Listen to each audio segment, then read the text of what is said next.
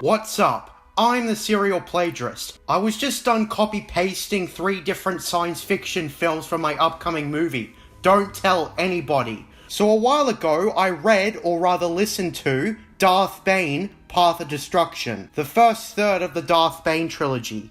Darth Bane was a character conceptualized by none other than George Lucas in his treatments for Star Wars Episode 1, The Phantom Menace. The main thing that's noteworthy is that he is the creator of the Rule of Two that the Sith of the prequel trilogy abide by. He was first canonically mentioned in the novelization for said movie. Since Darth Bane is lacking a mainstream appearance aside from, well, you know, many people don't know that much about Darth Bane and who he was beyond the Rule of Two creator.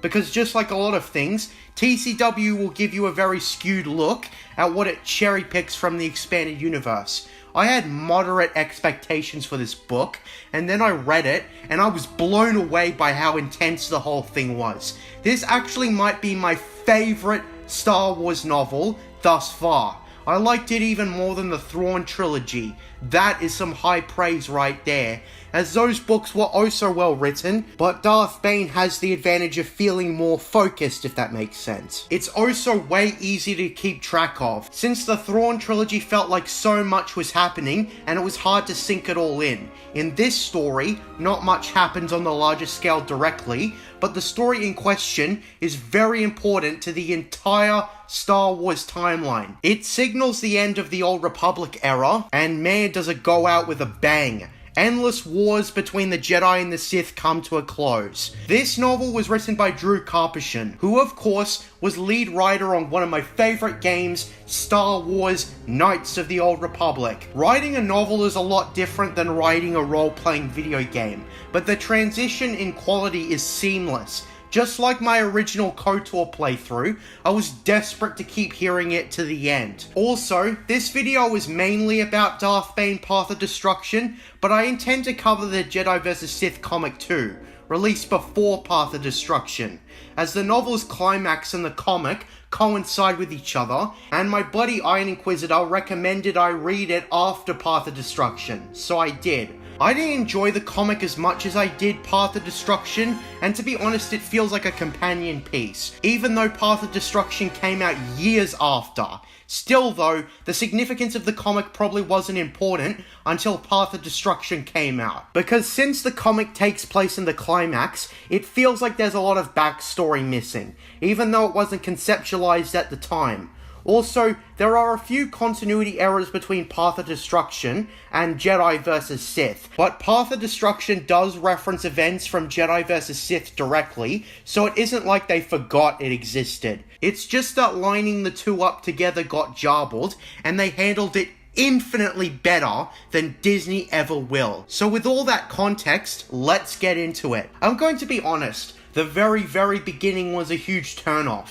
All it did was introduce a new Sith faction, the Brotherhood of Darkness, recapturing Korriban and their de facto leader, Lord Khan, doing a monologue about how they have reclaimed Korriban, homeworld of the Sith, and that they will restore the Sith to glory. It's basically all that "I will rule the world" stuff that the stereotypical villain always says. I was like, is that it when it came to the prologue? But afterwards, my impressions were flipped on its head. We're introduced to a young man named Dessel, a Cortosis miner born into the crappy lifestyle. It's established that Dessel was the son of a guy named Hurst, and that his mother died in childbirth, leading to Hurst greatly resenting his son, and violently abusing him physically whenever he got angry enough. Eventually, one day his father died from a heart attack, but unfortunately, the massive debt he got was passed on to Dessel, leading to Dessel being stuck working in the Cortosis mines, trying to cover a debt he would never be able to pay for. The first chapter starts with Dessel 5 years after his father's death,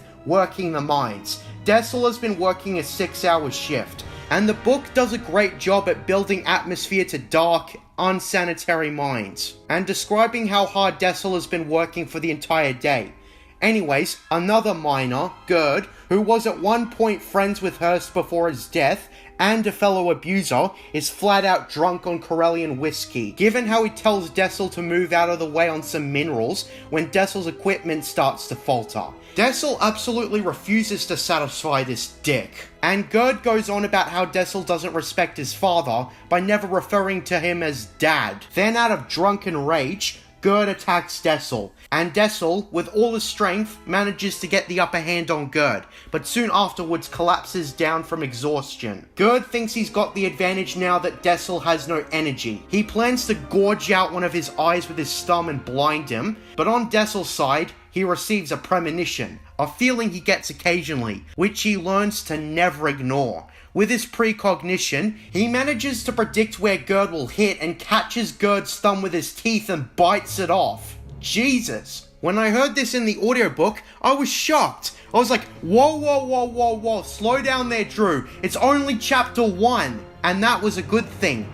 The pure shock from how the story starts pushes out the adrenaline instantly. And also, you're happy that Dessel won this fight. Speaking of Dessel, he decides to leave the mines, having his pay for the day revoked, but he didn't care. That usually happens when a fight breaks out.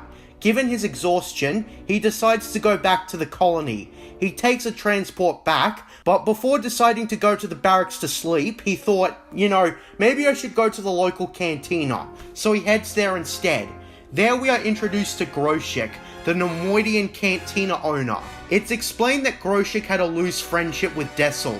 Then they had mutual agreements set up. Like if Dessel was poured a drink without asking for it, he'd get it for free. Groshek is the most likable Nemoidian in Star Wars I've ever seen. Yet he still characterizes his species, in terms of him thinking about business and all that other stuff, but he isn't insanely greedy. And no, the Nemoidians aren't racist stereotypes. Basically, Dessel notices a group of Republic officers, and Groshek tells him that the Republic's here to collect the Cortosis. They're playing sabacc with local miners and such. Dessel knows right off the bat that they're mostly here to try and recruit naive miners into becoming a soldier for the ongoing war against the Sith. This book does a great job at giving a feeling of pessimistic disdain Dessel has for the Republic. Living on an Outer Rim planet, he sees the Republic as an overbloated bureaucracy, and many others in his area feel the same. It's reinforcing what was set up in the prequel trilogy. People with less than ideal lives don't like the Republic. Dessel decides to approach the Republic officers, who are playing sabacc against other miners. When the table becomes free, Dessel decides to play sabacc with them. The novel surprised me when it comes to the commentary on the war against the Sith. Right off the bat, the Republic officers automatically want to recruit Dessel, and he doesn't fall for it. During the sabacc game, the two parties talk about the war, and in their efforts to recruit Dessel, talk about Sith atrocities. The way Dessel sees it, they're fighting a war and casualties are gonna happen. The way it's presented, Dessel of course doesn't understand the true implications of the Sith winning. Like most people throughout history and even now, many cannot see the bigger picture.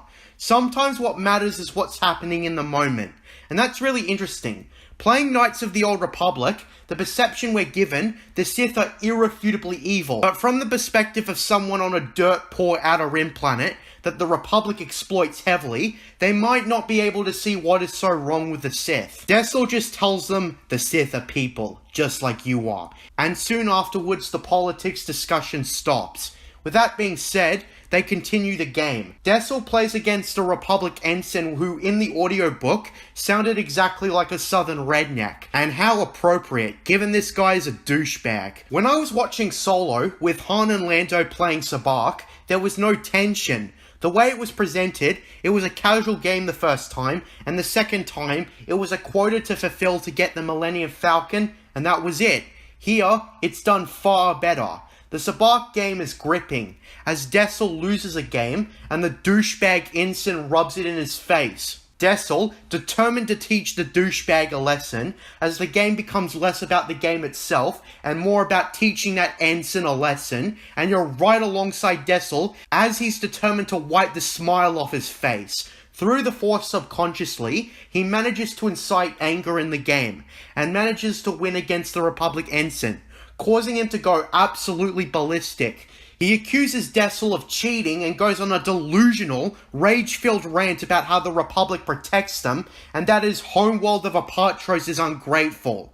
Before the situation turns into violence, Groshek shoots a blaster up in the air and orders everyone out except Dessel. Dessel helps Groshek clean up, and from there, Groshek tells him about his strange ability to incite anger in the douchebag ensign. After a while, he lets Dessel go. On his way to the barracks to get some sleep, Dessel is attacked by none other than the douchebag and friends. In the pitch-black darkness, Dessel gets another premonition and deflects the vibroblade and kills the ensign in self-defense. His buddies flee to presumably tell their commanding officer a falsified story about how Dessel attacked them. Dessel, of course, realizes he's in deep trouble, even if it wasn't his fault, and returns to Groshek's cantina. After recounting what happened, Groshek reveals that he has contacts in both the Republic and the Sith. The Republic contacts aren't going to do much good in this situation, so he straight up asks Dessel a question. Did he mean what he said about the Sith? Dessel, after some thought, says yes, and Groshek offers him an alternative to being arrested. He can be smuggled off-world and join the Sith army, and fight the Republic. Dessel accepts, and Groshek, before Dessel leaves Apatros for good, gives him some words of inspiration. Don't count on others for help. In the end, each of us is in this alone. The survivors are those who know how to look out for themselves. Dessel escapes his homeworld, and his troubles are behind him, mostly. So basically, to sum all that up, the Republic tried to recruit Dessel into becoming a Republic soldier, and when that doesn't work, they're dicks to him and tries to kill him after he wins the Sabacc game, leading into the ensign being killed himself, and Dessel becomes a Sith soldier instead. That is a case of irony so thick you could cut it with a knife. Out of this whole ordeal, I'd be surprised if the Republic didn't recruit more Sith troopers than actual troopers intended to join them. Well, from here, Dessel becomes a fine soldier for the Sith. The Sith respect strength. And Dessel had proven himself a competent and effective soldier time and time again over the following year.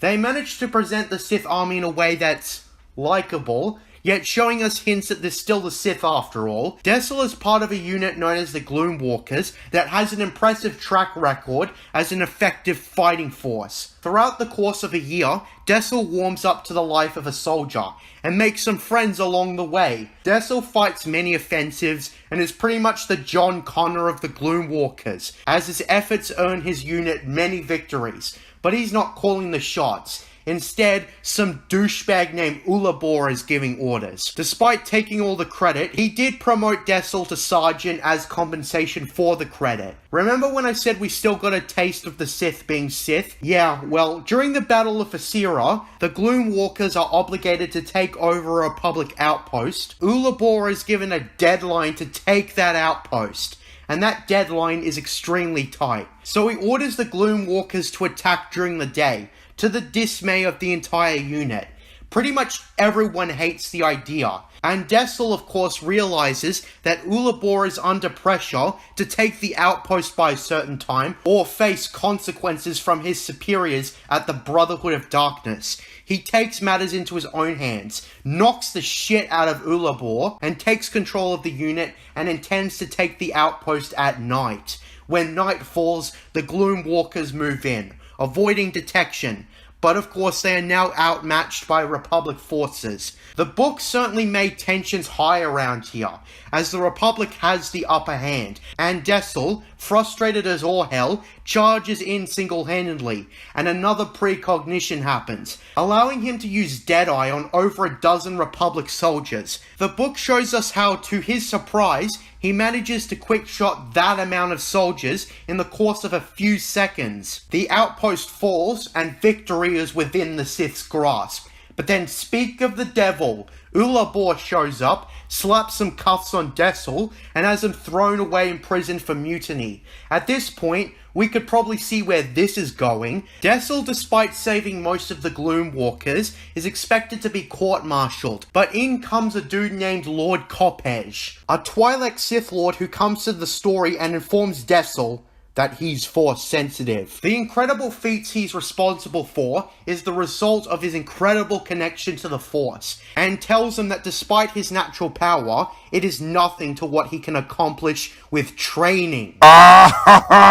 This is what I've been saying over and over again. The Force is not something you magically believe in to get all the powers. You train hard at it to get everything. I doubt any of the Disney shills will be watching this, but this is the confirmation. This shit is George Lucas canon too.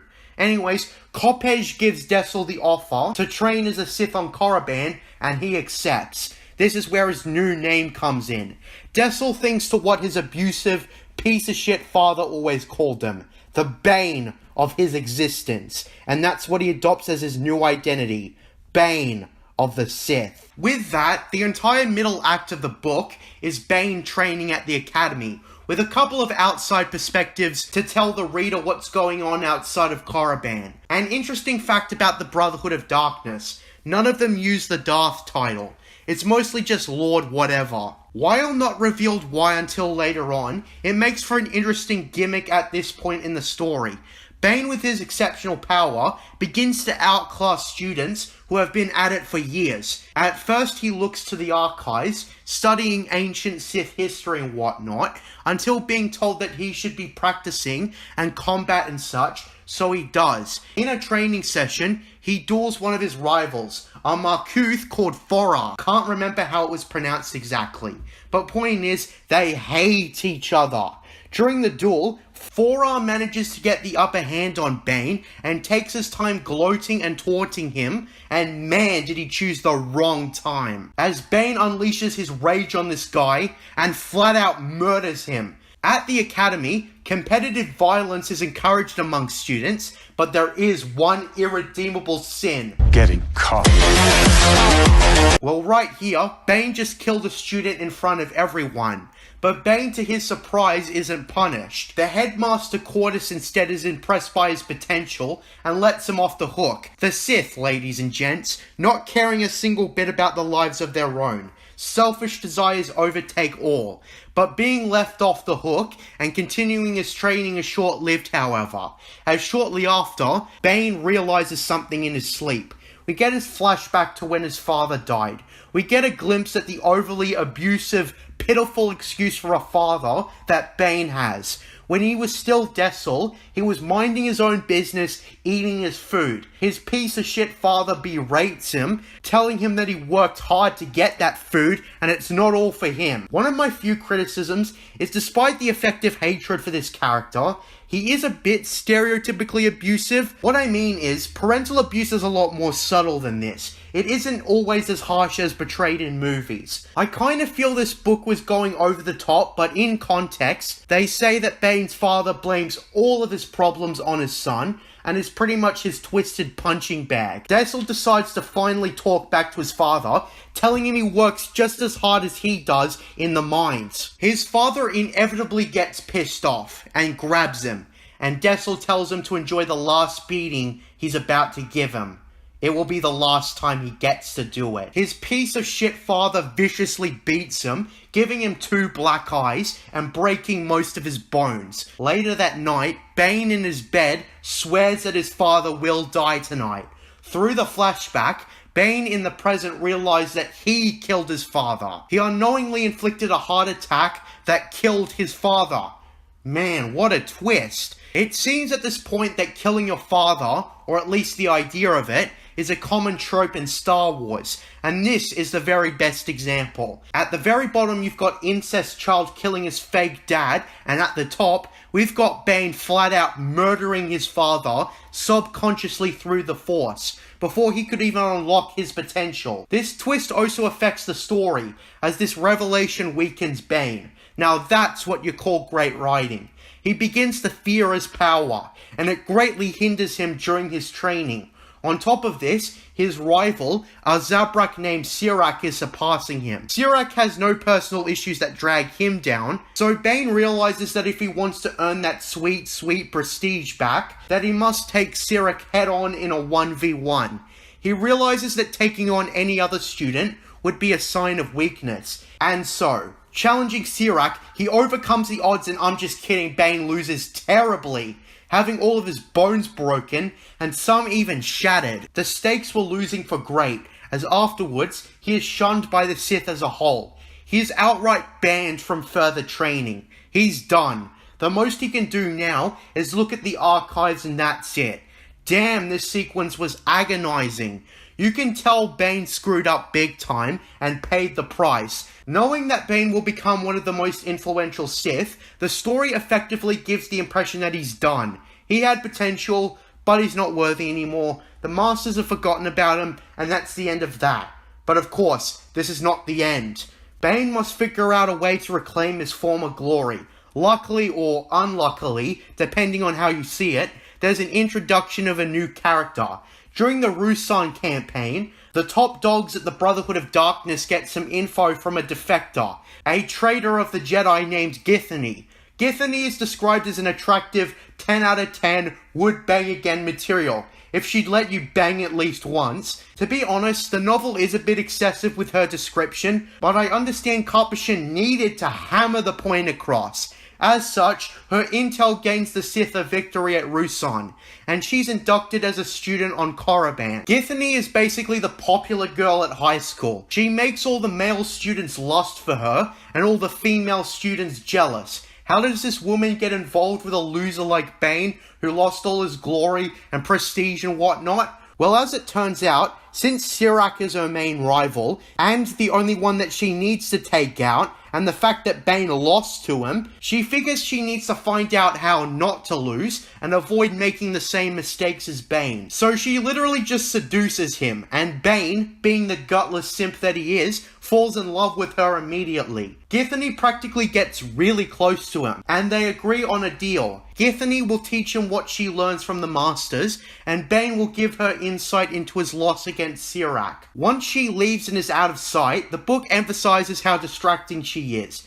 Bane decides that he will be the one to defeat Sirac, not her. She's a means to an end, despite simping for her. So he literally goes to the lightsaber combat instructor Kazim and asks him to train him. Kazim, of course, is reluctant, but Bane convinces him that they'll do it in secret. If he regains his prestige, he gets the credit for training Bane, and if he cannot, nobody will know about it. So with that, we cue the classic Rocky training montage, with Bane having two teachers, Githany for the Force and Kazim for combat. Bane quickly regains his connection to the dark side of the Force, and Githany realizes she made a big mistake agreeing to teach Bane. Bane manages to take on Sirac again and humiliates him, sending him to the medical wing, and he proves to himself and the other students, "I'm back." On top of that, Kazim rewards him with a gift, his own lightsaber. Woo! Shortly after, Cordis, the head of the academy, goes to speak to Bane, and it's here where Bane starts having a falling out with the Brotherhood of Darkness. Bane realizes that the Brotherhood of Darkness are a bastardization of what the Sith are, and decides that he's going to the Valley of the Dark Lords, and seeing if he can find something there, and ignores Cordis when he says that everything there has been picked clean centuries ago. Bane decides to go on a hike there, and he finds squat. After a while of searching, he doesn't find anything, so he has to walk all the way back. The book does give some nuances on controlling hunger and dehydration with the Force, that you can restrain it, but you can't stop it. Only question I have is, what Darth Sion ate for breakfast. Bane then realized why he couldn't find anything. The Sith Lords of old had zero interest in the pretenders of the Brotherhood of Darkness. This is around here where you can tell that the rule of two is starting to kickstart in Darth Bane's mind. After refreshing his batteries essentially, he has a confrontation with Githany, Sirac, and his goons. It's here where Bane fully utilizes the dark side, as Githany then betrays Sirac, kills his goons, and Bane overpowers Sirac and has him at his mercy. In his last moments, Sirac begs for mercy, and in one of the coolest lines in this novel, Bane is like, "Those who ask for mercy do not deserve it." And then Bane goes to Cordis and fucking berates the Brotherhood of Darkness for being fake-ass cowards, and how the Sith of old would be ashamed of them. While everyone is getting ready for the Battle of Ruusan, Bane tells them to go screw themselves. He's going somewhere else. This is where Bane's study of history really comes full circle. He's going to the unknown world from KOTOR. It's here where Drew Karpyshyn is just flattering himself, with fan service up the arse. As KOTOR's main writer, he gives all the context we know and love from the game. He elaborates that the Rakata have since gone extinct and the Starforge destroyed long beforehand. He hikes and travels to the Temple of the Ancients, and the description of the temple is dead set accurate to how it was in the game. He searches around for any relics of the past, and he finds it. The holocron created by the one, the only, Darth Revan, one of the most powerful Sith Lords ever. Revan millennia ago imprinted his personality into the holocron. Over the course of weeks, Bane learns the history of the Sith and the dark side, and learns more than what the Brotherhood of Darkness ever taught him, or anyone, further reinforcing his belief that the Brotherhood of Darkness suck and should die. But unlike Jake Skywalker, he's going to make the Sith something better, instead of just being a grouchy, pathetic loser. With the inspiration from Revan's holocron, he decides that he's going to create the rule of two, as the holocron of Revan taught him that having multiple Sith apprentices was foolish. Kazim comes in, tries to stop Bane, but with the advantage of the layout of the temple, Bane gets the upper hand on Kazim, and now it's time for Bane to enact his dark plan for the survival of the Sith, killing all of those fake Sith and leaving him the sole survivor so he can make the rule of two a reality. He ruled out Kazim as an apprentice for his blind loyalty to Lord Khan, and now that he's dead, he won't be of much use. What about Githany? She's a good enough candidate, Bane thought. I'd also like to mention that Bane and Githany grew close, with Githany telling him earlier in the novel that the reason she left the Jedi Order was because she was caught having a relationship with her fellow Padawan Kyo-Chani with their mutual master. She offered her boyfriend, I'll essentially call him, to join her in defecting the Sith, but he refused, and their ties were cut. This scene in the novel, I can't quite remember when it happened in the structure of the novel, but this is where Githany starts to realize that she too has feelings for Bane. Well anyways, Bane contacts the Brotherhood of Darkness, telling him that he's on Ambria and he wants to return to the Brotherhood. Of course, Githany offers to kill off Bane as a threat, and Khan accepts. So Bane and Githany reunite and share a passionate kiss. Bane realizes she put poison all over her lips, but underestimates the poison use. He realizes that Githany believes too much in the Brotherhood of Darkness to become his apprentice, so he rules her out as his apprentice. When Githany leaves, the poison kicks in and he's screwed unless he gets the antidote. The draw to the dark side on the world is too weak, so he collapses. But when a father and his sons happen to stumble by him, he seizes the opportunity, killing the boys and feeding off the fear and grief of the father. It's here where we see that Bane is truly evil by this point. He kills this family in cold blood and benefits himself only. That is the way of the Sith. You can feel that Darth Bane was irrefutably in the wrong, but he doesn't care. You were with him at the start when he killed the Republic officers in self-defense, but now, he's cold and heartless now. No empathy to be seen. He makes it to a healer named Caleb and demands he help heal him. Caleb refuses, but then Bane uses his daughter as a bargaining chip, and so Caleb is forced to heal him. Bane ends up sparing Caleb, figuring he might need him later. Anyways, with that being said, Bane has the ultimate weapon for taking out the Brotherhood of Darkness, the Thought Bomb. To be honest, this is quite an unintimidating name, but the Thought Bomb was introduced in Jedi vs. Sith, not Path of Destruction. Bane introduces the Thought Bomb to the Brotherhood of Darkness on Ruusan, something he learned from the holocron of Revan. Throughout the course of the climax, Bane outsmarts the Brotherhood of Darkness, giving them the Thought Bomb and tricking them into thinking they'll be able to survive it. Around this time, the Army of Light, led by Jedi General Lord Hoth, are closing in on the Brotherhood. The Battle of Ruusan, it seems, has extremely high stakes for the Sith. The Sith will be wiped out forever if the Jedi manage to destroy all of them. Knowing that it's all or nothing, Hoth goes in, knowing that he will probably die, but is determined to destroy the Sith. It's actually quite a beautiful scene. with Hoth believing that countless wars against the Sith are behind them, and that peace can finally become a possibility. This is also quite sad, because we know where this leads 1,000 years down the line. He orders most of the Jedi to evacuate Ruusan and takes a legion of Jedi with him into the cave the Brotherhood of Darkness are hiding out on. Confronted by the Army of Light, Khan activates the Thought Bomb, a weapon designed to kill all Force sensitives in range, not just the Jedi. All the Force users in range are caught by the power of the Thought Bomb and are vaporized. Khan dies, Hoth dies, and Githany? Well, let's just say she was affected by the Thought Bomb too. Jedi vs. Sith elaborates some more on what she was doing during the battle. She was forced to fight her ex-boyfriend Kil Chani and convinced the Jedi Padawan, Daravit, to betray the Jedi. Daravit was a character who came to Ruusan with his 3 cousins, including... well, we'll get to that. This is where I talk about Jedi vs. Sith. The comic was something that I didn't enjoy that much. Reading this after Path of Destruction, I felt this comic was okay in quality, an easy 6 out of 10. The art style was kind of weird, and the subplot between the cousins, including Daravit, Hardin, Root, and of course Rain, was a little uninteresting. I preferred Path of Destruction.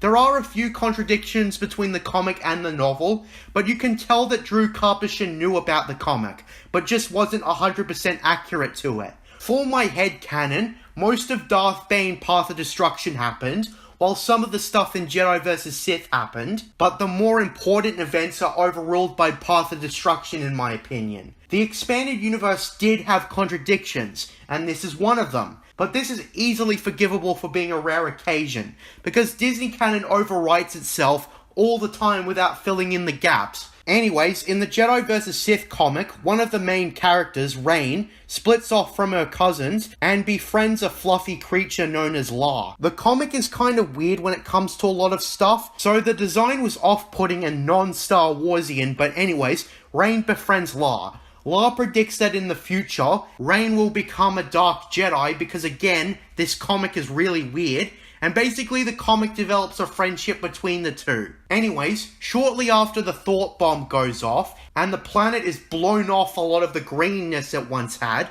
the Bouncers, La's species starts going into madness, and starts howling messages through the Force about pain and destruction or something. This causes the Army of Light to end their suffering. When 2 Jedi Knights find Rain riding La, they kill La, throwing Rain off. Rain, realizing that her friend is dead, unwittingly uses the dark side of the Force to snap the necks of both Jedi, returning to her friend and crying uncontrollably for her. These strong emotions attract none other than Darth Bane, the sole surviving Sith, who was kilometers away from the Thought Bomb when it went off. He discovers Rain in her sorrow state. This here is Bane's new apprentice. Bane senses the Force within Rain and adopts her with her birth name, Xana, hence closing the book with Zane getting rid of the Brotherhood of Darkness and recruiting a young and powerful apprentice at the same time. Daravit later shows up and tries to kill Bane, but Xana just uses the Force to blow up his weapon, and spares him when she tells her new master Bane that there would be nothing to gain in killing him. In Jedi vs. Sith, we also see that Githany was caught by the Thought Bomb. Due to conflicting events, she was caught either because she was lost in the caves, or because Daravit slowed her down. Either way, in the comic, Githany approaches Bane, realizing he was right but too little too late, as she crumbles into dust and is nothing more than a hollow corpse. Perhaps Bane's greatest triumph is looking at the skull of the woman he once simped over, and is like, nah. And that was Darth Bane Path of Destruction. To be honest, I feel that despite the mitigated quality of Jedi vs. Sith, both stories should be read in unison with each other. I feel like that's fair. This was mostly a review of the Path of Destruction novel, but I didn't feel like reviewing Jedi vs. Sith separately. So there's my thoughts on the comic out of the way. Path of Destruction may be my favourite novel thus far. The personal journey of Darth Bane from poor miner to sole surviving Sith is a really interesting one, and damn was the ending just bleak. In case it didn't sink in, pretty much every major character from the novel died except Bane. Bane made it out unscathed because he outsmarted everyone. He earned that victory. It wasn't like Reva the third sister who came up with a shitty plan that worked in her favor because plot. Nah. Bane organically came up with a clever plan and executed it. And it wasn't like it went off perfectly. Bane had to persist through many factors, but in the end, he won. He got his way, and now he and he alone decides the fate of the Sith. He is the chosen one. The one who would destroy the Sith and make them stronger. He will destroy the Jedi and leave them in tatters. Despite the fact that his story is far from over, Path of Destruction ended in a satisfying way. It was dark as hell. From Bane's perspective, this is not the end. This is the beginning of the end for the Jedi. To be honest, I wasn't expecting Path of Destruction to be that good. I expected it to be on the same level as Darth Plagueis, but this novel surpassed everything I read so far. The Thrawn Trilogy was great, but could not compare to the sheer brilliance of Darth Bane. Granted, the Thrawn Trilogy was more of an adventure story, while Darth Bane is more of a personal journey. Darth Bane surprised me. Great protagonist, great story, great writing, great presentation, and certainly worth reading or listening to. I might actually give Darth Bane the same level as Revenge of the Sith. That is some high praise right there.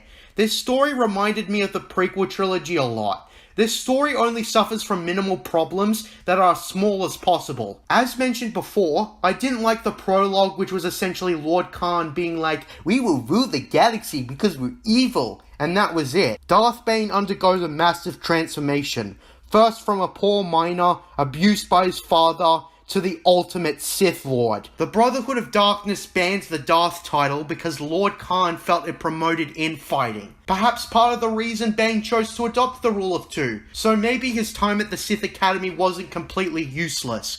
This has been quite the story. I cannot recommend it enough. I pretty much spoiled the whole thing, but the summary of my thoughts are basically, great book. Sorry that you guys voted for Dark Empire first, but I just happened to finish my Darth Bane review before Dark Empire. With that being said, that is my review of Darth Bane, Path of Destruction. I'm JJ Plagiarisms, and until next time, what are stores for mystery boxes?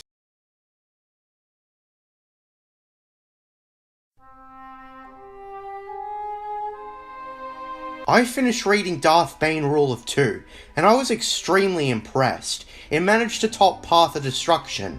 On surface level analysis, I like both books equally, but I'll tell you the factor that made Rule of Two the victor. Darth Bane, Rule of Two, is the second entry in the Darth Bane Trilogy. Drew Karpyshyn also wrote this book, and his writing talent amazes me. Let me remind you, he also wrote Knights of the Old Republic, which is one of my favourite video game stories in general. Darth Bane Rule of Two is a worthy sequel. It picks up where the last book left off in a satisfying way, and gives a lot of interesting context for the Star Wars universe in its own right. It continues the story and introduces more characters, each with their own personalities and gimmicks in the story. I was quite impressed at all the distinct characters, especially since the first book had a lot of characters in its own right. With that being said, let's dig in. Now, a little disclaimer. I found a solution to the fact that I have a lack of pictures to go off of. I'm just going to show gameplay from a Star Wars video game, while showing relevant pictures when they come up. For today's book, the closest game I could think of was Knights of the Old Republic. Hope you enjoy how that game looks, cause that'll be my gameplay for the rest of the video. Darth Bane Rule of Two starts with a character from Jedi vs Sith, Darovit, a Force-sensitive individual who managed to survive the power of the Thought Bomb. The war between the Jedi and the Sith managed to end, at the cost of great suffering. Ruusan is reduced to nothing more than a wasteland. In Jedi vs Sith, Darovit was the brief apprentice of Githany before she succumbed to the Thought Bomb. Darovit had come to Ruusan with his cousins, including Rain. The novel presents parallel events, as shown in Jedi vs Sith, plus more that the comics didn't get to. Darovit, after examining all the suffering, decides to enter the cavern where the thought bomb was activated. Coming across a giant orb, upon touching it, he hears the painful thoughts of those caught with the thought bomb and overwhelmed, seeking to never touch it again. But soon after, he becomes lost in the caverns, unable to find his way back out. As I discussed in the last book, Bane took a young girl named Xana on as his apprentice after seeing her unwittingly using the dark side to kill some Jedi who killed her bouncer friend La. As we've established, only two there are from now on out. A master to embody the power, an apprentice to crave it. Throughout the course of this story, we see that the rule of two is quite effective, as there is no longer any infighting. So it shows that Bane's philosophy was well founded, and as I discussed, he earned that victory, destroying the Brotherhood of Darkness. Bane's strategy to teaching Xana is to be a hardened mentor, but he wants to ensure that her training is completely unlike how Bane's father treated him all those years ago. He wants Xana to admire him, and want her to learn lessons from him. It's nice to see connective tissue, as despite his name change to distance himself from his past life, Bane still remembers his childhood, and it guides his decisions made today. I like it. Despite being outside the thought bomb's fatal influence, Bane is struck with a problem. Despite surviving the thought bomb, he's now plagued by the illusions of Sith masters he indirectly killed with the thought bomb. Bane conducts his first lessons to turn Xana into a strong apprentice. He gets her to acknowledge the death of her friend, and makes her strong, negative emotions fuel her. They come across a Sith camp, being looted by mercenaries who once served the Brotherhood of Darkness. Now they serve their pockets, taking what they can.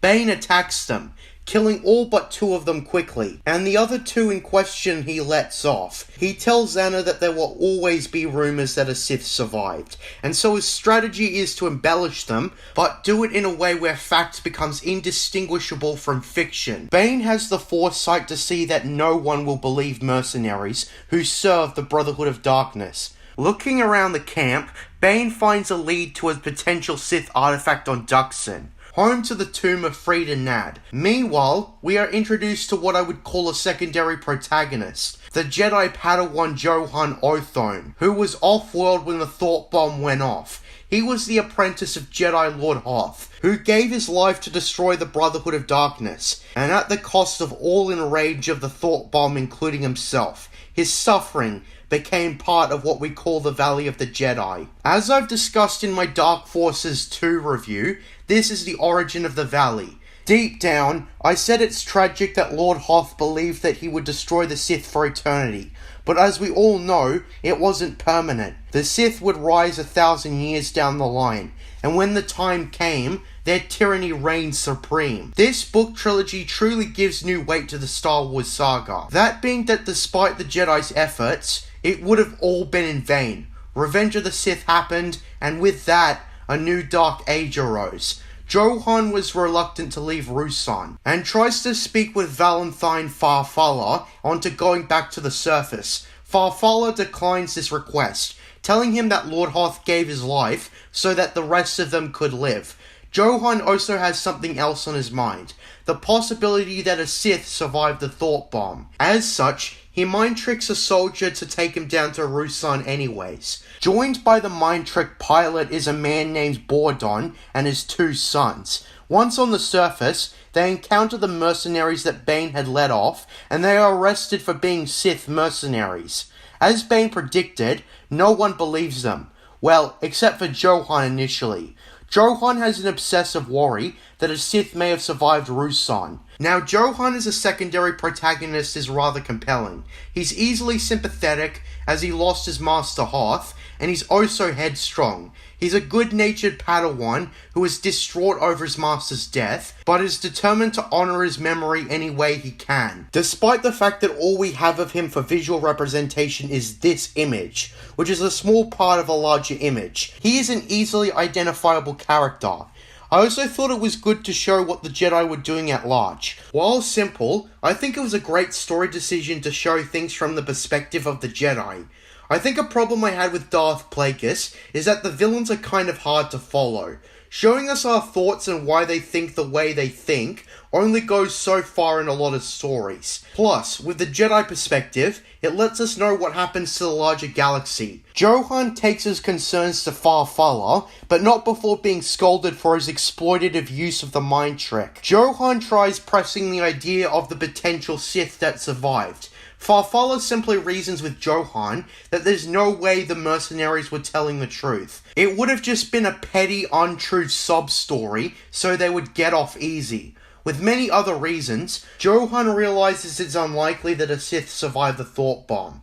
Meanwhile, the very alive Darth Bane and Xana goes to the cavern where the thought bomb went off. Bane intends to show Xana where Lord Khan's foolishness got him. This is where another moment from Jedi vs. Sith comes in. Daravit hears his cousin's voice and comes across her and Darth Bane. He has a futile attempt at defeating Bane, and it results in Xana chopping his hand off, although both Bane and Xana spare him, as Xana reasons there would be nothing to gain from killing him. Later, Daravit decides to become a simple man, helping others on Ruusan and leading a simple life, and his role in the story is over for now. We'll know he'll be important later, but for now, his story is over. Shortly after this, Bane does the cruelest thing to his new apprentice. He's going to ditch her, telling her that she needs to find her own way off-world. This is a test of endurance. If she truly wishes to become his apprentice, she's going to need to find her own way out, and so Bane ditches her, just like he said he would. Did I mention that Xana was only 10 years old? Xana is left to wander the desolate wastes of Ruusan for several hours, with the only instructions being to go to Onderon. After those hours, she comes across a transport with the mind trick pilot, plus Bordon and his 2 sons. On the surface, Xana feigns the cover of being a stranded girl. Bordon shows her the utmost hospitality and kindness, and Xana actually considers giving up the quest for ultimate power in exchange for a happy and healthy life, especially since by this point she's underweight from a lack of proper nutrition, and Bordon gave her all the food she wanted on a whim. But Xana, deciding that she wants the life of ultimate power instead, does the heartless thing. She kills everyone on the ship, grabbing a blaster and shooting all 4 of them, but not before forcing the pilot to set a course for Onderon. This part of the story was extremely cold. Something about a child doing this rubbed me the wrong way. This is one of Xana's first murders, after the Jedi who killed her bouncer friend, and it will be far from the last. By the end, Xana will hardly be sympathetic. As I've probably discussed in other videos, the dark side in the Sith philosophy makes one completely forget who they once were, as the selfish and fruitless pursuit of ultimate power drives them down a rabbit hole that is hard to escape from. Bane makes his way to Duxon, but ends up unable to have another happy landing when the illusions of Khan and the other Sith Masters from the Brotherhood taunt him, exclaiming how he doomed the Sith and let the Jedi win. It causes an annoyed Bane to lose concentration and crash the ship. He manages to survive, but the problem is, the ship is now scrap. He's stuck there. There's no way he's going to be able to get off the jungle moon unless he finds another ship. So his only place to go is towards the tomb of Frida Nad. Given the tomb was looted at least twice, once by Exar Kun and once by the Jedi Exile's companions, it seems weird that there'd be something in the tomb of Frida Nad. I thought this too, but then the book explained that it's something that most people wouldn't want to find. It's a parasite that surrounds Bane and swarms over him, knocking him unconscious. But when he wakes up, he sees that the parasite is more than just a pest. They're called obelisks and can be used as armor, which Bane does for the entirety of this book. There's a couple of caveats though. The armor made up of the parasites cannot be taken off, as it attaches to your skin and is painful at all times, but for a Darksider, this shouldn't be a problem, since it feeds off negative emotions. It's a symbiotic relationship. What one feels affects the other. So Darth Bane's got some pretty useful loot. This is very video game-like, but it's a great part of the story. Plus it's put to good use for the rest of the story. But now Bane needs a way off the moon. Well, unfortunately for him, he tames a flying beast and uses it to ride to Onderon. Side note, Duxon is closer to Onderon than most moons are, so he can hold his breath for a shorter period of time when travelling to both atmospheres. Meanwhile, Xana is trying to find some place to land. She presses random buttons until a destination is accepted. But of course, she landed in the most inconvenient spot. A gang of beast riders give her shit for landing on their docking pad. I recall the one who spoke to Xana as being smug and creepy. Then of course Darth Bane shows up and kills them all. This is what I'd call the first third of the story, and it is a nice foundation for the rest of the book. It introduces important characters like Johan and Daravit, and picks up on what happened following the Battle of Ruusan. The last thing the first third has to offer is Johan going to Coruscant, which the book notes he's never been to, and Farfalla is assigned as Johan's next master. Johan, despite being distraught, has shown an incredible amount of resilience, and even after being assigned to the Coruscant Guard to protect Chancellor Tarsus Valorum, ancestor of Finis Valorum in the Phantom Menace, despite not wanting to, he is promoted to Jedi Knight as Valorum passes the Ruusan Reformation, officially ending the war and trying to move past it. This here made me really happy for Johan. I quite liked Johan as a character at this point, and I felt his loss for his master Lord Hoth. The way this is presented, they tug at my heartstrings when Farfalla says that Hoth would be proud. Since this is the end of the first act, the second act cuts 10 years later. Bane has gathered a hive of contacts and has begun weakening the Republic and the Jedi Order gradually, but for now, it's only done a dent at this point. It would take another 1,000 years for the Sith to take power after all. Xana is now a young woman, and has turned out to be quite attractive as the book describes. She excels at manipulating guys to do what she wants, the most recent of which is a red Twi'lek named Kel, who is part of a secret anti-Republic liberation front, which seeks to take the Republic down.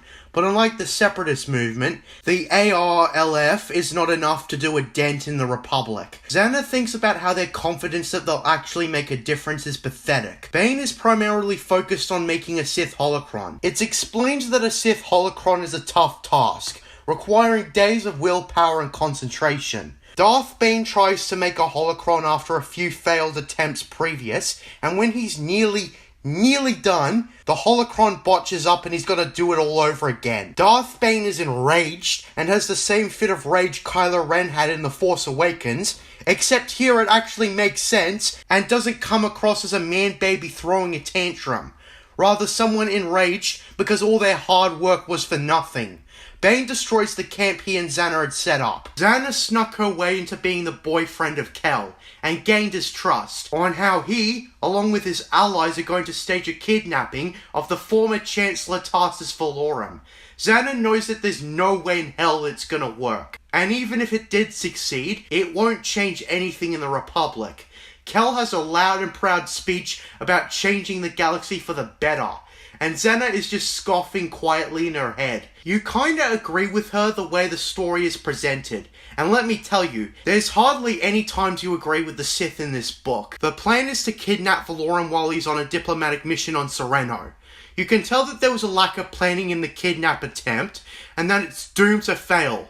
And what do you know? It does. Johan has been Valorum's personal guard for a decade, and he repels Kel and the others. He takes out 6 of the attempted kidnappers, while the remaining 2 flee. If you fail to plan, you plan to fail. It goes how you expect. The book does explain that despite Johan resenting the job, he did grow to respect Tarsus Valorum, as Valorum was one of the rare honest politicians who wanted to do good. The story cues Johan's return perfectly. The story is perfectly connected between characters, even if a lot of them don't meet in person until one moment or later. The kidnapping attempt becomes galactic news, and Xana is confronted by the 2 survivors. Forced at gunpoint and forced into a vehicle, she is taken to a mansion on Sereno, where she meets the leader of the Anti-Republic Liberation Front, a man in his 50s named Hetton, who can use the Force to a small extent. Xana tries to break free by causing the one who had her at gunpoint to go insane through Sith sorcery, which is described as a painful experience, as well as another. Both of the people Xana killed were the 2 survivors from the kidnapping attempt, Hedin realizes her power, and presents Xana with information on creating a holocron. After explaining a bit of his backstory, in which he was tutored by a bounty hunter who could use the Force, and after killing his mother, he became head of the Anti-Republic Liberation Front, and offers to be Xana's apprentice, countering Xana's confusion by saying in matters of the Force, age is irrelevant. Hedin also says he's got a band of assassins at her disposal if he can be her apprentice. At first I thought Xana was going to try and overthrow Bane early, deciding that she was done with Bane and he taught her all she needed to know. Well, actually turns out she was luring Hedin and his goons into a trap so that Bane would kill them. Although Bane at first thinks Xana betrayed him, although Xana tells him that she was actually getting rid of someone who knew of their existence and retrieving more intel on how to make a holocron. By this point, Bane is questioning the usefulness of the obelisks, and whether or not they're the reason he can't create a holocron. Given their nature of feeding off him, Bane needs to find a way to get it off, and so he sends Xana on the riskiest mission yet. He's going to send Xana on a mission to the Jedi Temple on Coruscant, to find information on how to get the obelisks off his body while he travels to Tython, the Jedi homeworld in the deep core. It's a risky plan, again, but it's the only way Bane's going to get that armor off so he can make a damn holocron. To be honest, the book doesn't really explain why Bane wants to make a holocron beyond passing down knowledge, and why he's going to risk being detected by the Jedi, so maybe that's a story in the storytelling, but the story is so compelling the whole way through that I kinda overlooked it. But now in this analysis I'm wondering if it's actually a problem or not. I was left undecided, so this may be a potential problem with the story. Although Darth Xana works on a Sith technique to hide her dark side energy from the Jedi for a limited number of time, probably a few days or so. Meanwhile, Johan quits his position as Valorum's personal guard after telling him to get his own guard aside from him. And so Johan is tasked with building a monument to the Jedi who died on Ruusan, which is obviously going to be the architecture we see in Dark Forces 2. Anyways, during construction, Daravit, now a young man, and after gaining a reputation as a healer, detests the Jedi building a monument, and so he purposely sabotages the equipment. Johan eventually catches him in the act, and the two have an argument. There, Daravit spills the beans that a Sith survived the thought bomb. In the moments leading up to this, I realised that Daravit was the key to all of this. Johan, who was always suspicious that a Sith survived the Battle of Ruusan, decides to take this to his master Farfalla. Of course, Farfalla is reluctant to listen, but Johan convinces him to at least listen to what he has to say. Daravit, while he waits, searches through the Jedi archives. And remember when I said that Xana was also sent on a mission to the Jedi Temple on Coruscant to look at the archives? Well, yeah, the two storylines meet up. When I realized this, the story immediately picked up. Keep in mind that the story picks up a lot. When you think the story's gonna calm down, another one is thrown at you. It's commendable. Anyways, she's looking at solutions to removing the obelisks. She finds what she needs, but then Daravit recognizes her. Both are shocked at this reunion. Daravit, realizing that exposing the Sith means ratting out his cousin Xana, he decides to help her escape. In the meantime, when Johan and Farfalla go to look for Daravit, he's nowhere to be found. After a witness says she spoke with someone named Rain, and Johan, realizing that Xana was at the temple on Coruscant, know that they have their lead to ending the Sith threat forever. Farfalla gathers 3 other Jedi to confront the Sith. Some of the most unique Jedi are sent to face Bane and Xana. Speaking of Xana, she and Daravit have a conversation where he tries to talk her out of being a Sith. He tries to reason with her, telling her that she's not evil. She spared him on Ruusan a decade ago because she cared about him. Xana seems minorly conflicted with Daravit grandstanding her at all the bad things she's done, especially when Daravit asks her why she hasn't killed him yet if she no longer cares about anyone. Xana eventually tells him to shut his mouth before landing on Tython. Now, Bane was on Tython specifically, since the intel Hedin had for building a holocron led there to a Sith Lord named Belia Darzu, who had died 200 years before this book. Darth Bane was destroying her techno war beast she left behind. Anyways, when Xana arrives with Daravit, the Jedi are not far behind. And so, an epic conclusive duel happens, one of the most important in determining the fate of the Sith, 5 against 2. The Jedi, including Johan and Farfalla, fight to the bitter end, knowing the stakes if they lose, and a long, drawn-out saber duel happens. But unfortunately, Bane and Zana get the upper hand, and kill all the Jedi, including Johan, who the book spent all this time building up as a character. I was pretty upset when he was killed when Zana impaled him with her lightsaber. The story at this point took a pretty dark turn by killing off one of its protagonists, but it gets much worse. Despite losing to the Sith, Bane was mortally wounded, with the parasites on Bane's skin dying. Now that the parasites are dying, they are now spreading poison to kill its host, and Bane only has a few days to live. Daravit, despite being a healer, can't save him. And now Zana has only one place now that she can think to go to save him. Khalib, the healer Bane threatened in Path of Destruction. The one who was forced to help Bane with the poison, with the life of his daughter at stake when Bane threatened to kill her. Well, this time, it's not going to be so easy to convince Khalib to heal Bane a second time. He obviously refuses. Since Khalib in the last book is resistant to pain, and sent his daughter away with a name change, and also refuses the offer of money, Zana realizes she might not be able to save her master before he's taught all his knowledge to her. We're left with a dilemma here, and because of that, there's hope that the Jedi deaths may not have been in vain. Not yet. Bane may die in a convincing way, and force Zana to continue the legacy of the Sith with incomplete training. Daravit tries to reason with her also. He speaks to Khalib, and he agrees to heal Bane under one condition. He's going to contact the Jedi to come and arrest him. And since Bane won't have the strength to move properly, and their ship will be disabled, Zana is going to have to surrender to the Jedi to save her master. Daravit says that the Jedi believe in the power of redemption, and pleads her to not become Bane, since she is well on the path to doing so. Zana reluctantly agrees, having to suck up to the fact that Bane will likely be captured and executed by the Jedi. But she manages to find a loophole out of this. She kills Khalib after he heals Bane, and touches Daravit's mind to turn him insane, like she did to another earlier in the book, so that by the time the Jedi arrive, they come across a hostile, insane Daravit, who is assumed to be the Sith Lord and slain. Things are placed in a way where it seems Daravit was the Sith Lord, and now the Jedi believe the Sith truly are gone, not thinking twice to search around the area because of the well-placed deception.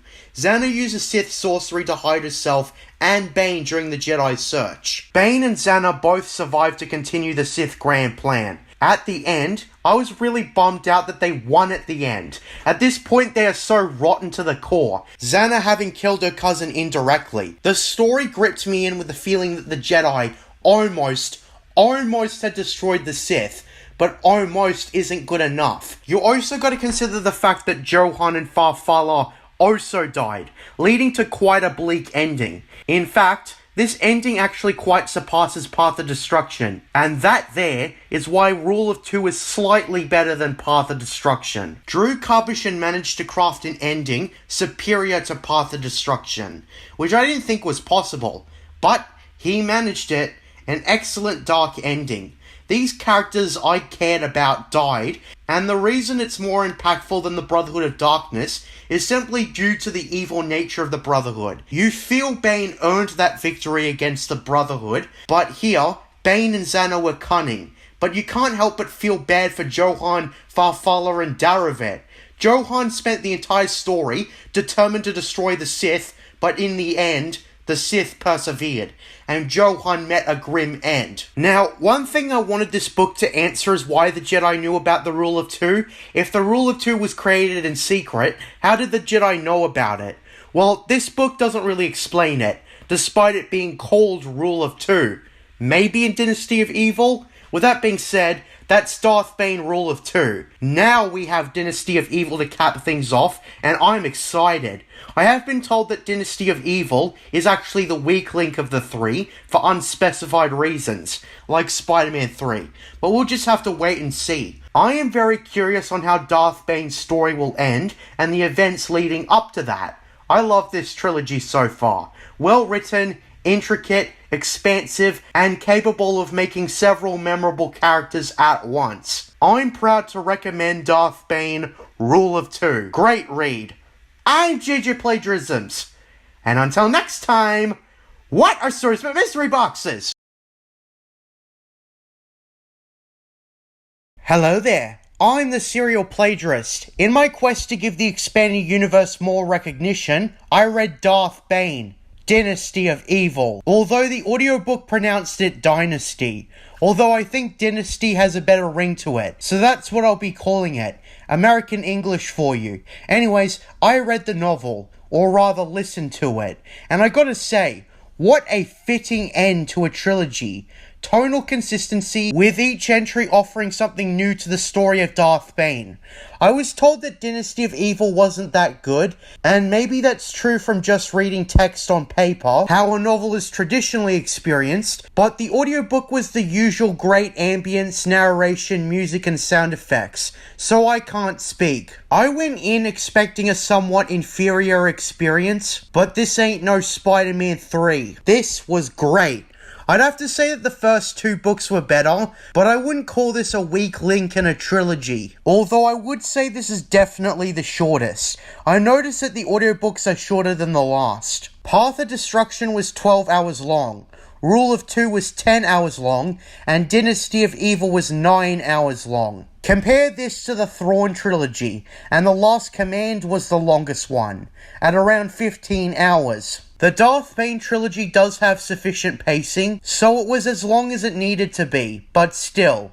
I was wondering if there was something more that was scrapped. In pure George Lucas canon, there wasn't a lot to go off of. Plus, Drew Karpyshyn would have to tie this in with the EU and make the whole thing flow together and make sense. It's a lot of work, but with a proper plan, something the sequel trilogy didn't have, never forget, you can map out a story effectively since you know where you're going. I'll be playing non-spoilery footage from Knights of the Old Republic, as that was the closest proximity game I could think of. Without further ado, I believe we should get into this. Dynasty of Evil picks up around 10 years after Bane narrowly escaped death at the hands of the Jedi. As I explained in the super fucked up ending, Xana killed the healer Khalib and poisoned the mind of her own cousin, resulting in him being killed by the Jedi strike team sent to eliminate the last Dark Lord of the Sith. They mistakenly thought Darovit was the Sith Lord, killed him, and left, assuming that the Sith were gone forever. Little did they know that they narrowly avoided the Sith Lord they were so close to killing, as Xana and Bane hid in a trapdoor, with Xana masking away their presence. As I said previously, the novel conveyed a "God damn it, the Jedi were so close" sort of feeling, but so close isn't good enough. That's why we have a third entry of this cruel trilogy, with the Sith Grand Plan ongoing. The start of the novel is a bit different from the previous novels, as it sets up what's been going on with the setup in between stories. Instead of starting with a story in play and building the story from there. There isn't anything wrong with this, although it's worth noting, maybe Drew couldn't come up with a way to start the story with everything in play. The novel establishes that Bane and Xana set up an estate on Ciutric 4, posing as sibling merchants, and often making deals with those in the black market for Sith goods. Bane, without the influence of the Obelisk, was able to create the damned holocron that he was unable to create prior. Things seem to be on board for the Sith Grand Plan, except for one thing. Bane, due to age and Sith corruption, is becoming weaker. Now that it's been 10 years, he is now in his mid-40s. He cannot think or move as sharply as what he used to. As well as this, he feels as if Xana should have challenged him by now, and now he's feeling that she too is weak as well. That's why he feels he must find a new apprentice. Problem is though, he's aging heavily now. It took him 20 years to train Xana until he revealed everything he knew, and Xana still hadn't challenged him. The Sith Grand Plan is in danger because an unworthy apprentice could potentially defeat him out of fear, and that unworthy apprentice would most likely cock up the whole plan. But hey, at least they had a plan, unlike the sequel trilogy. Am I right? In case you're wondering, I'm not letting that go anytime soon. Although there is a potential solution to all of this, given Bane's body is starting to fail him, while Xana appears unaffected by long-time dark side use, he will look for any leads to the original Sith Lord to use the Darth title, Darth Andedu. There is little record of the Sith Lord that Bane could find, presumably since the Jedi and the Republic banned Sith artifacts to the wider public, except for the mention that Darth Andedu was able to, get this, cheat death, and managed to live for hundreds of years before being finally overthrown and killed. Although there were no specifying details on the Sith Lord, how could he cheat death? When did he live? Where could he find a lead to unlocking his secrets? So that's Bane's personal goal, set up in the first chapter. Find the secrets of eternal life, so he can find a worthy apprentice at the right time, so that age does not catch up with them. He is going to continue the rule of two, and live for as long as he needs to. Well, this novel, like the last two, reintroduces and creates new characters to come into the story. It's shown that on the mining world of Doan, a Saurian Jedi Knight named Med Tandar is sent to settle a dispute between the planet's royalty and the rebellious miners. It's established that the heir to the throne on the world, Prince Garen, was accidentally killed by the rebels, who intended to disable his speeder, but they did too much damage and he crashed and he died.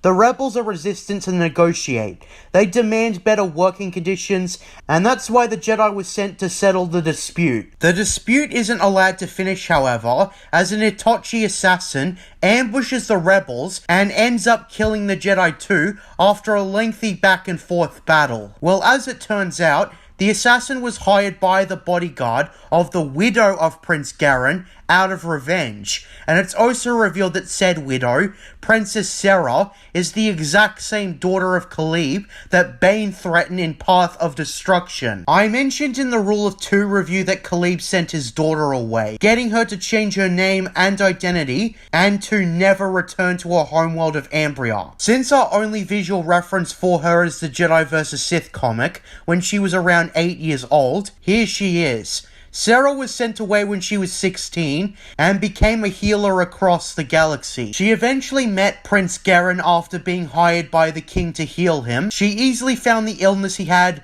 and cured him of it, during which the two fell in love. While the king initially disapproved of them being together, but relented and they got married. Sounds like a fairy tale, right?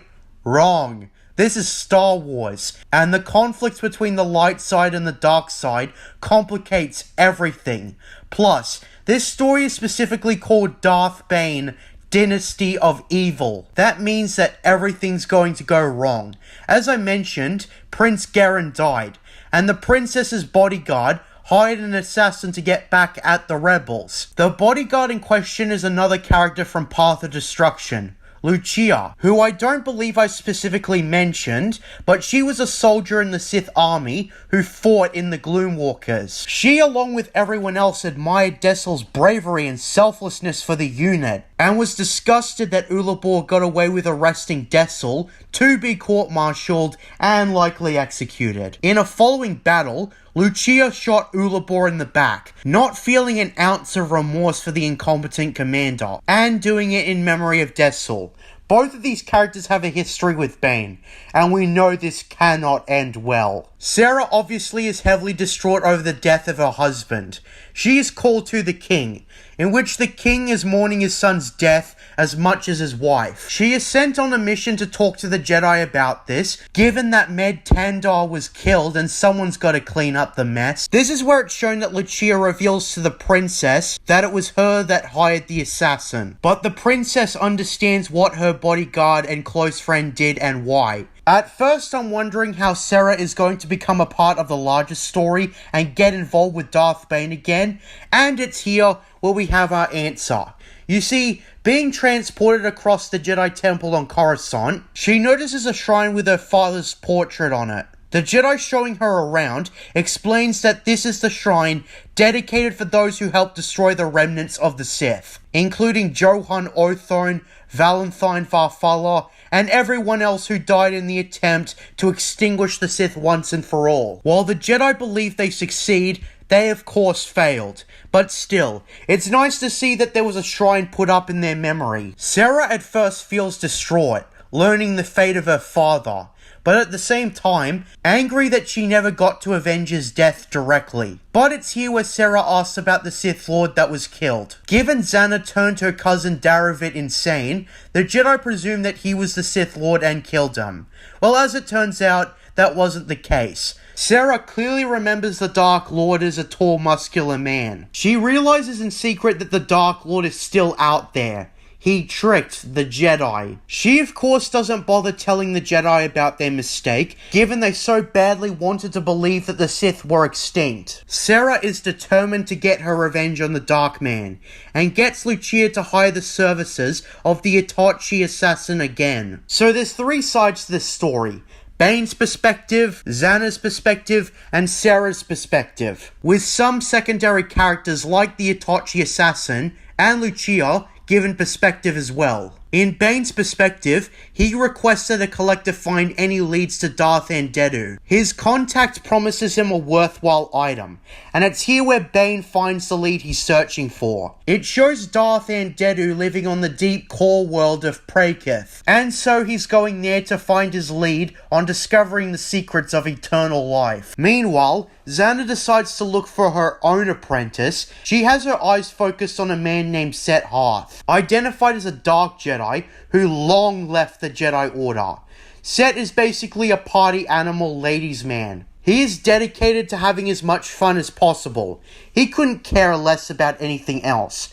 So far the story is pretty good. Motivations are set up between all three protagonists, and they all interconnect with each other. Xana finds a Rodian who she gets to tell her Set's whereabouts. It continues to show how evil to the core Xana has become, as soon as she gets the information she wants, she kills the Rodian and his buddy in less than a second. The mutual story is building up to that final confrontation. Xana will challenge Bane to the title of Dark Lord.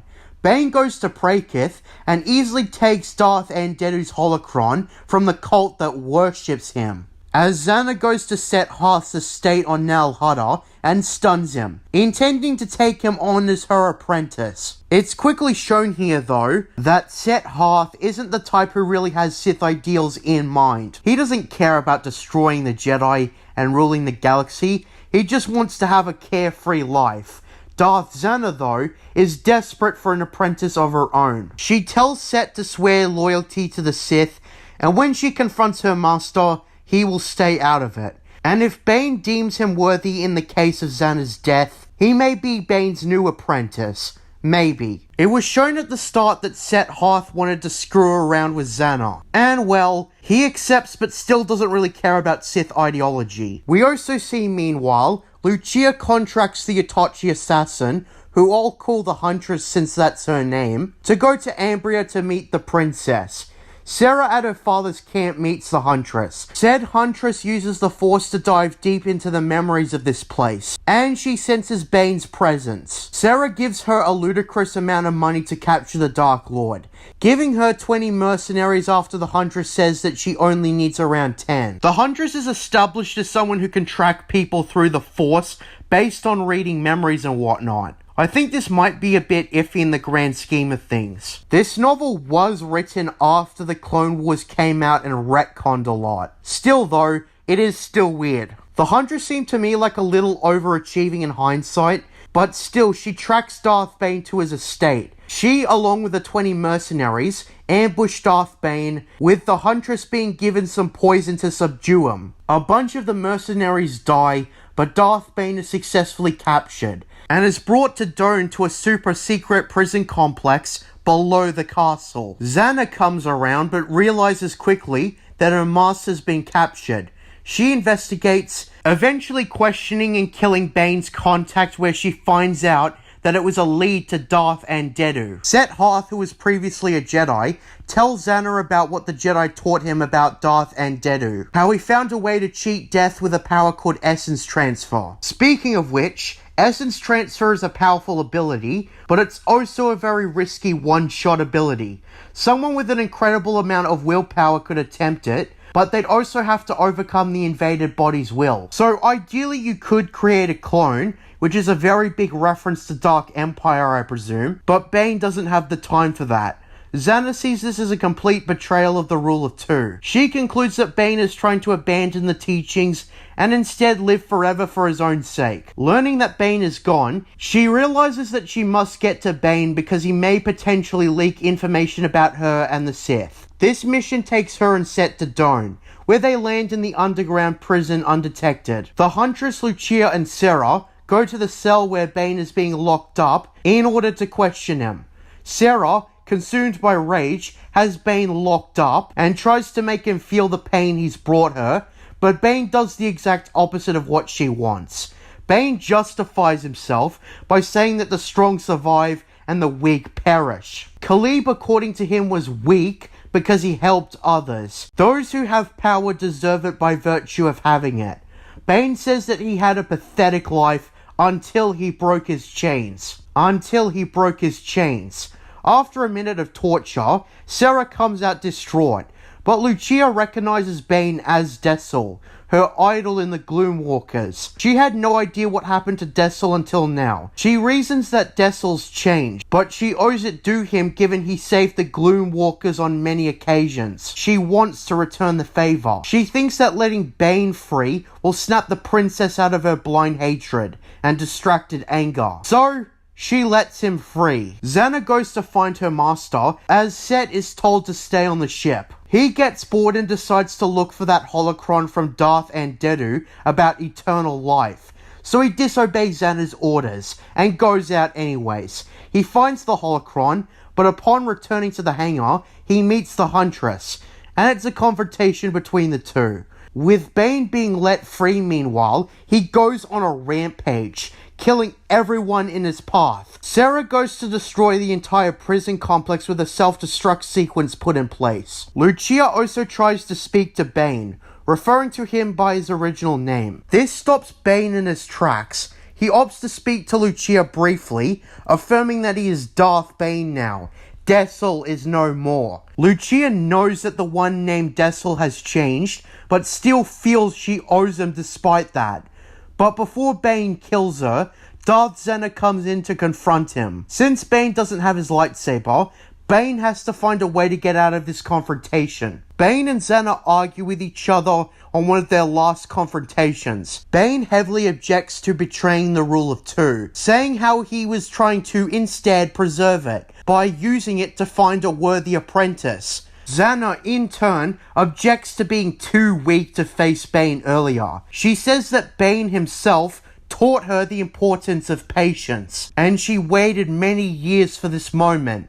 At first, it seems like the final confrontation. We see that Sarah, with the alarms blaring, sneakily retrieves Lucia's body and escapes the complex, turning on the self-destruct sequence and going through an escape pod with Lucia's body. She realizes that her desire for revenge cost her everything and decides to return to Ambria. I mentioned earlier a confrontation between Set and the Huntress. Set negotiates his way out of the confrontation, and the Huntress is forced to let him take a ship out of there. But the Huntress stays behind for a little while longer, as he senses her destiny is upon her. When Bane escapes Xana and comes across the hangar, the Huntress offers herself to him, and Bane sees value in her as an apprentice and takes her on briefly. They travel to Ambria, in which Bane and Sarah have one last discussion before Bane orders the Huntress kill her. Yep, both Sarah and Lucia die in this story. These two characters had meaningful arcs, yet they're still killed off, and Bane doesn't have a second thought about them. That's a common theme in this trilogy, and I'll talk about this at the end. Bane contacts Xana, telling her to meet at Ambria for their final duel, and it's here where the two have their last fight ever. It's Bane versus Xana, and the two clash swords briefly, but due to Bane's growing weakness, his arm is cut off by Xana, and then he pulls his last card. He tries to use essence transfer on Xana, with the two minds dueling with each other, but in the end, Xana proves victorious.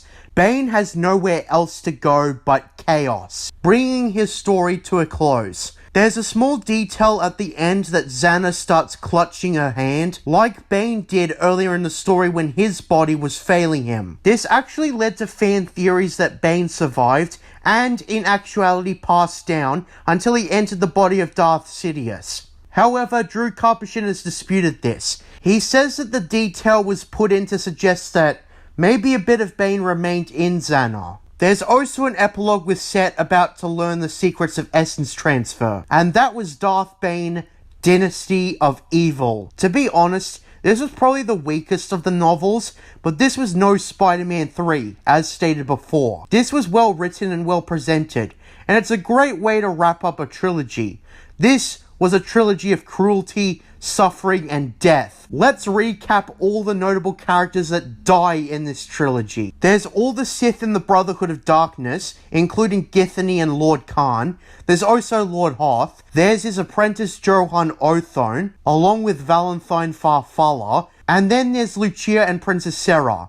Starting with Lord Hoth, that's a bunch of characters I grew attached to who died. Even Darth Bane died at the end of his own story. And while he was originally sympathetic, it didn't last for long. Bad circumstances lead to another, and he became a Sith, in which he decided to destroy the Brotherhood of Darkness, seeing them as frauds and starting the rule of two. I was surprised how much tension there was in this trilogy and how new conflicts were created. Darth Bane created the rule of two, but in Dynasty of Evil, he realized that he needed to do more to sustain it. And so he sought out Darth Andedu's holocron, but this ultimately led to his final battle and death. Sarah's conflict results in her downfall. Hateful over losing her husband and father, she became consumed by hatred and tried to get revenge, but ultimately revenge in the end didn't work, and she accepted that her friend's death was her fault. She should have let it go long before.